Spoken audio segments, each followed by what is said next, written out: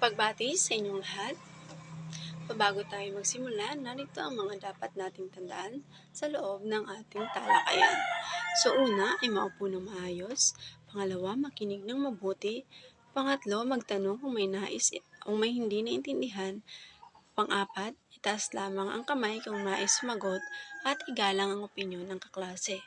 Pang-lima itago ang mga cellphone at pang-anim ay makilahok sa talakayan. So bago tayo dumako sa ating bagong aralin, magbalik-aral muna tayo. So meron akong ilang katanungan tungkol sa nakaraang aralin natin. Una ay, ano-ano ang mga akdang pampanitikan sa Mindanao? So ano-ano nga ba ang mga akdang pampanitikan sa Mindanao? Magaling. So halimbawa ng mga akdang ito ay ang mga alamat, epiko at marami pang iba. So, anong akdang pampanitikan na ang tauhan ay hayop at nagsasalita na parang tao?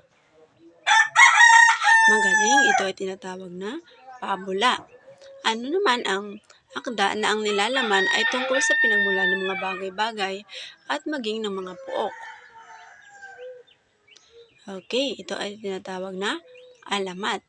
At ang panghuling tanong ay, ito ay akdang nagsasalaysay sa kabayanihan ng pangunahing tauhan. Anong akdang pampanitikan ito? Okay, ito ay tinatawag na epiko. Okay, magaling. So ngayon naman, para sa ating talakayan, narito ang ating layunin. Nagagamit ang angkop ng mga salita at simbolo sa pagsulat ng script. Nabibigyang kahulugan ang mga salita at simbolo na ginagamit sa pagsulat ng script. Napahahalagahan ang paggamit ng angkop ng mga salita at simbolo sa pagsulat ng script at nakasusulat ng script gamit ang angkop ng mga salita at simbolo. Okay, ngayon naman ay dadako tayo sa ating bagong aralin. Ngayong araw ay tatalakayin natin ang awiting bayan. Pamilyar ba kayo sa awiting bayan? Magaling. So, ang awiting bayan ay kilala rin sa tawag na kantahing bayan at isa sa mga uri ng sinaunang panitikang Pilipino na naging tanyag bago pa man dumating ang mga Kastila.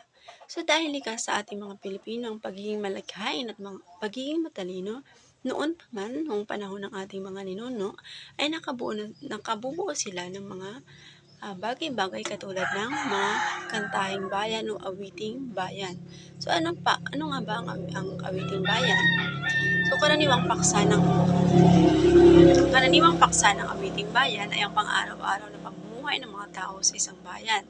Masasalamin dito ang mga kaugalian, karanasan, pananampalataya, gawain o hanap buhay. So narito ang halimbawa ng mga awiting bayan. Una ay kundiman. Ito ay isang uri ng awit ng pag-ibig na nagpapahayag ng pagmamahal, pagpapasakit, at pagsasakripisyo. Inaawit ito kapag dumadalaw o nangaharana sa nililigawan. So noong panahon, pag naniligaw ang isang lalaki, ito ay inahanugan ng lalaki ang babae ng isang awitin na tinatawag na kundiman. Dahil ito ay nagpapahayag ng pag-ibig at panliligaw. So sa panahon ngayon, ang halimbawa ng kundiman ay ang awitin na kundiman.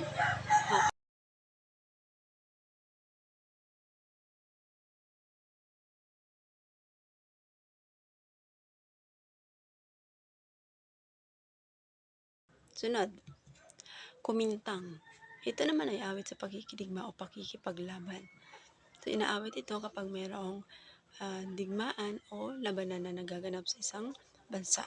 So halimbawa nito ay ang awit sa Marawi na inalay sa digmaan o labanang naganap sa Marawi. Sunod, Oyayi o Heli. So ito naman ay awit sa paghehele o pagpapatulog sa bata. So halimbawa nito ay ang ili-ili, tulog anay. Sunod, Jonah. So ito naman ay karaniwang inaawit kapag may ikinakasal o pamamanhikan. So magkaiba ito ito rin ay awit sa pag-ibig, ngunit magkaiba ito sa kundiman. Sapagkat ang kundiman ay inaawit sa panliligaw o pagpapahiwatig ng pag-ibig, samantalang ang Jonah ay inaawit sa kasal.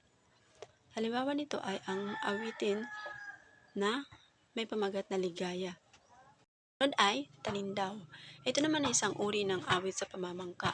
So dahil ang awiting bayan ay gawa sa mga awit na pang-araw-araw na ginagawa ng ating mga ninuno noon, isa sa halimbawa ng kanilang pamumuhay ay ang pamamangka.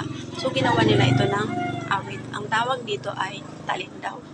So halimbawa nito ay ang awitin na si Pilimon. Sunod naman ay ang dalit o himno.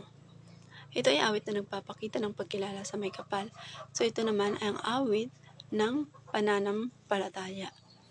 Halimbawa nito ay give thanks with a grateful heart. So ito ay pagpapakita ng pananampalataya sa may kapal.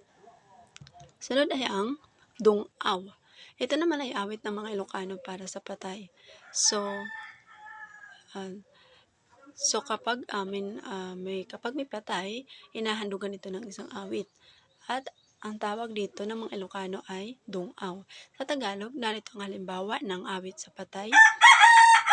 Ito ay may pamagat na sa kabilang buhay. Okay. Next. Sambutani. Ito naman ay awiting bayan na inaawit kapag may tagumpay. Magtatagumpay ang isang tao sa isang bagay o ang isang pangkat. So kapag bawa nito ay ang awitin ni Lea Salonga na may pamagat na tagumpay nating lahat. Sunod, maluway.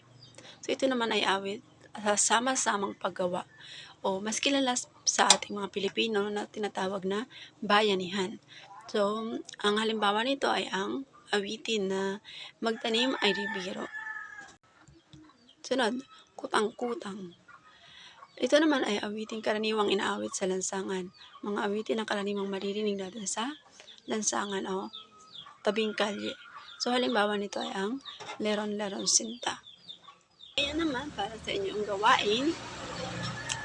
Tukuyin kung anong uri ng awiting bayan ang mga sumusunod na awit. So meron ditong 10 na halimbawa ng mga awitin o pamagat ng mga awit at tutukuyin nyo kung anong uri ito ng awiting bayan.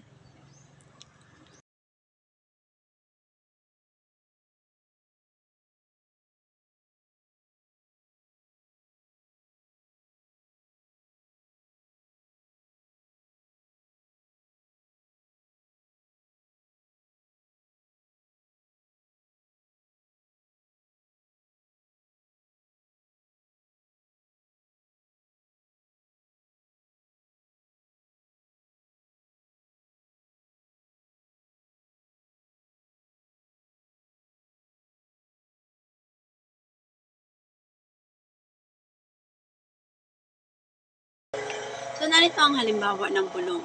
So meron dito sa Bisaya at may salin din sa Pilipino. So sa Bisaya, amping kanunay, ibig sabihin sa Pilipino, ingat ka lagi. Tabi-tabi po, sa Pilipino, tabi-tabi po, ganun din.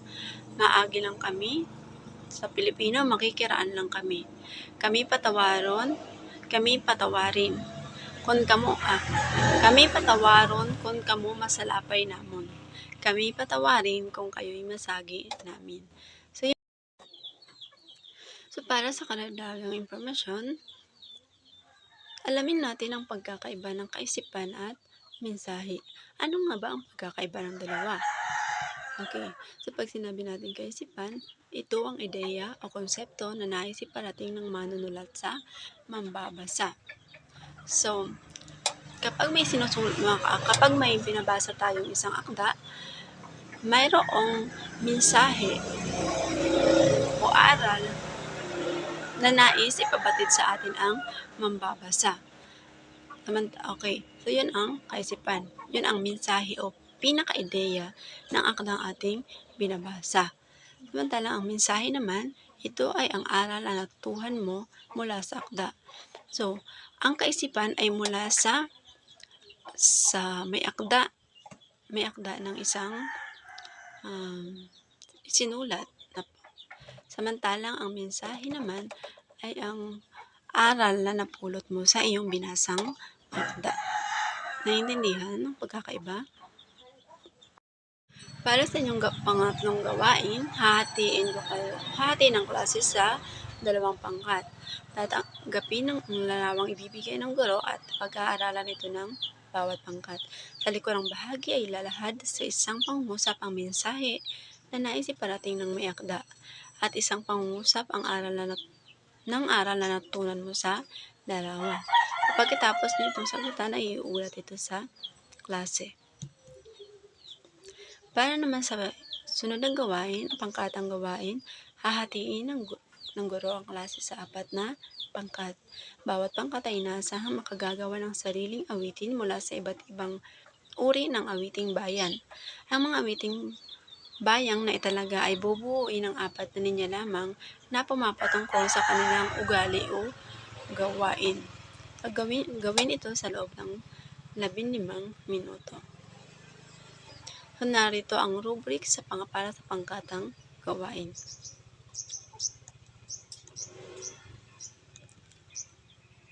Para sa unang pangkat, kayo ay gagawa ng uyayi. Pangalawang pangkat, kuntiman. Ikatlong pangkat, sambutani. At ika-4 na pangkat, maluway. Okay, so ngayon, meron akong katanungan para sa inyong lahat.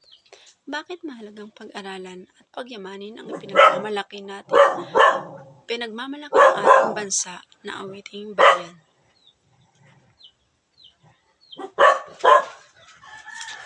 Okay, so very good. Mahalagang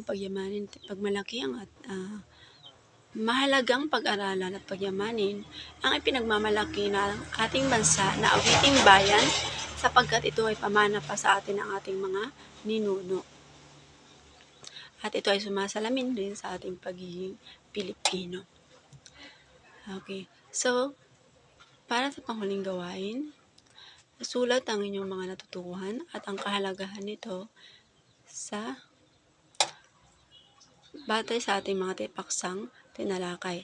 So, isulat ang natutunan nyo sa awiting bayan at ang natutunan nyo sa bulong at ang kahalagahan nito. Para naman sa inyong takdang aralin, magsaliksik ng awiting bayan sa inyong lugar at makipanayam tungkol sa mga bulong o orasyon na karaniwang binabanggit ng matatanda sa inyong lugar.